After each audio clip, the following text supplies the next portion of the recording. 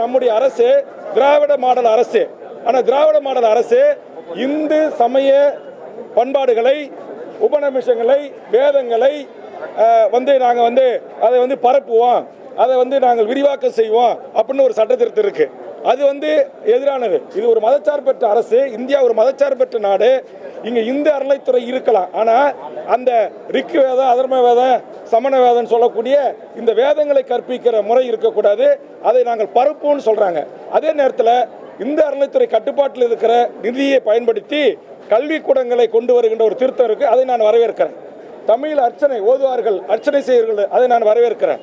தமிழில் ஓதுவார்கள் வரவேற்கிறேன். அதே மாதிரி நம்முடைய திருவாசகம் தேவாரம் ஓதுவதற்கு பயிற்சி அளிக்கப்பட்டிருக்காங்க, அதை வரவேற்கிறேன். ஆக அதில் இருக்கிற நல்ல அம்சங்களை வரவேற்று அதில் மதச்சார்பற்ற அரசு மத ரீதியான